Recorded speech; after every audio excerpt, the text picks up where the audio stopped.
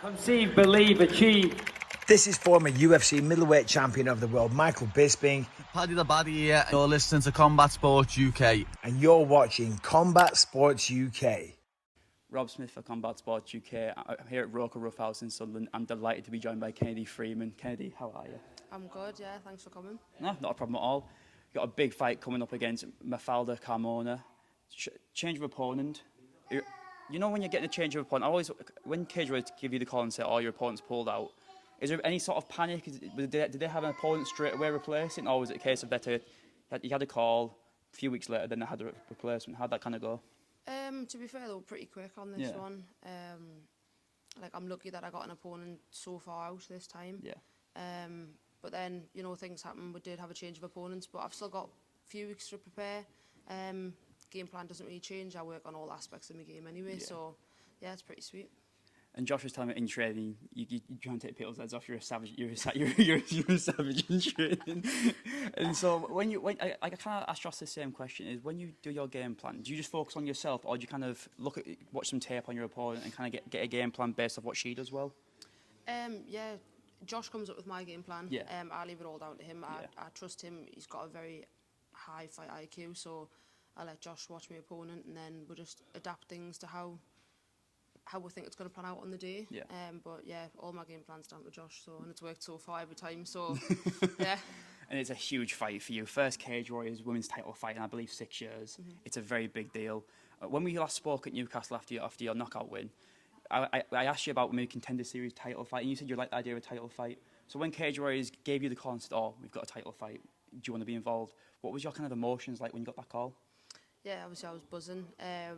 There's a few things in the mix at the time, but for me, just the next step, it just felt right to just go for the title shot. Like, I'm already in Cage Warriors. I'm enjoying the process so far. I've had 2 good wins, so I just thought, like, why jump to the bigger stage when, like, there's another shot there that I go for? Why not go for that title? Like, it's there, and if obviously I was lucky enough to get the call to get it, so yeah, I was buzzing when I found out that the opportunity was there. I think that's a very mature mindset to have. I think a lot of fighters might say they might get a call for Contender Series and they'll jump straight at it. But I think you said you're very early in your career. There's no need to rush yourself. And I think having a Cage Warriors title, especially the first one in 6 years, that'd be a huge deal for you. And I think it would help you elevate you even more. And then when you do eventually get to the UFC, it'll just set you up for an even bigger fight. I think you could even jump straight into the top 15. Maybe you win this one, defend it once or twice, jump into a huge fight in the UFC. Is that the kind of plan that you'd like to do, or are you not really thinking too far ahead? Yeah, obviously UFC would be. I want it there in the next couple of years. Like I say, I've had big offers and stuff so far, but for me, I just want to take my time, mate. There's no rush. Like, I'm still young in my career. I've only had 5 pro fights.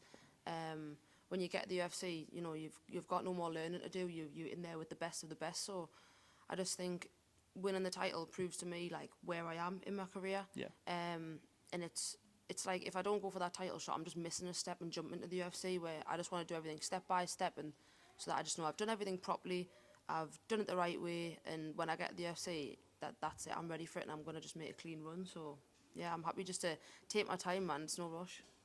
And you spoke about Josh, your teammate and good friend. He's also on the card. What do you believe we can expect from Josh? Fireworks. Yeah. I think it's one of the fights I'm looking forward to most on the card. The matchup against Tommy is brilliant. It's a good great fight. Like, Josh has trained hard for this fight. He looks fire and sparring. And Josh is like me, he likes a good scrap. Do you know what I mean? So we're just here to put on a show for the crowd, really. Yeah. And when I spoke to Josh, we mentioned about how in the North East, I've been around all the gyms across, like Middlesbrough, Newcastle, Sunderland. I've been all over doing preview interviews. And the one thing that all the gyms have said, and all the ones I've noticed, I'm from here myself, is a family aspect. Yeah. We're a family here. We look after our own. And I think that is such a great thing to have in a gym. And what about Roker Roughhouse feels like family to you? Oh man, like, I've known Josh since I was like 14. Obviously I didn't compete out with this gym in my younger days. I was coached by my dad, but when I was looking for a new coach, the only person I could think to come in was to Josh. And as soon as I come here, everyone's just so helpful, so friendly. Like, we're literally all like a family. We see each other day in, day out, punch each other's heads in every day. But we're just like a massive family. It's so strange. Like, people who we probably wouldn't even speak to outside on the streets if it wasn't for this sport. But in here, we're just like a massive family. And on fight night, everyone just gathers together, and we've got like massive support. And like, Josh is like family to us. I've known him since I was a kid. So yeah, it is a massive family community, yeah. And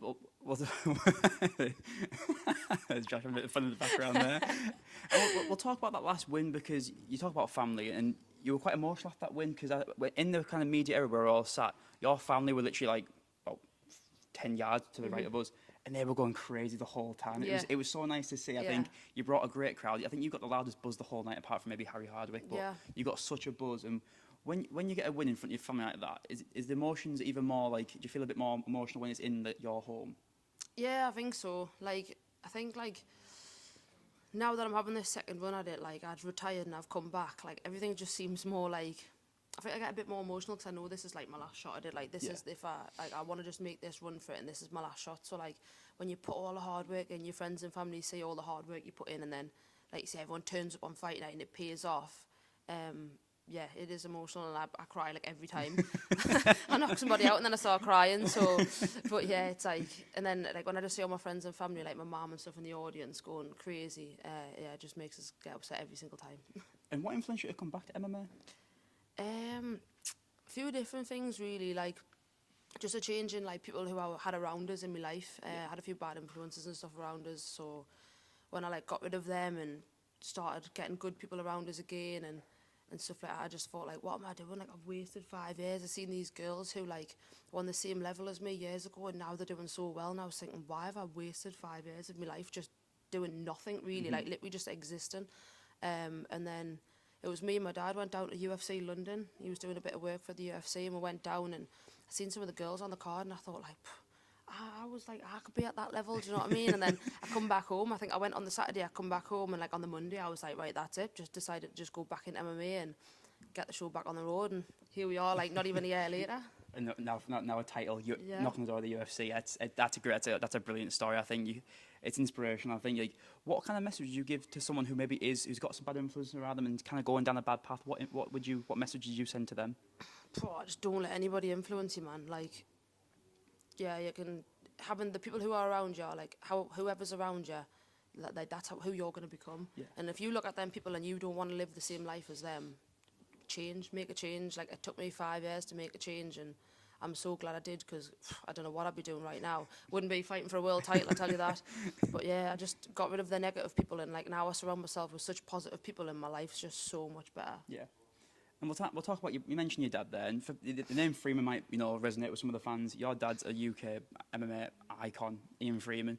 So having someone like him in your corner and developing you as a fighter, how much do you think that's benefited your career? Oh, loads. He's not as involved in my career now. He's a paramedic. He works away. He works full time. So unfortunately, but like he's built us up from like nothing. Yeah, like he all my amateur fights, everything was all him. So all my fighting skill comes from him. Now I'm just like, getting that little bit better, but I still train with him once a week, and he's still there on fight day, in the corner and everything. I wouldn't fight without him, but yeah, like everything I know, all my basic skills and everything, and like my heart, it all comes from him. Yeah. And we'll talk about the fighting. So let's assume we're not looking too far ahead, but you get the win. How are you going to celebrate? What's the first thing you do? I'm going to eat a load of food. What are you going to go for? I've got a massive list of food. My go-to after a fight is a pepperoni pizza. It's the first thing I want, a pepperoni pizza, yeah. By the time fight day comes, I've got a list of about 30 places I want to eat. So by Christmas, I want to be up like 90 kilo.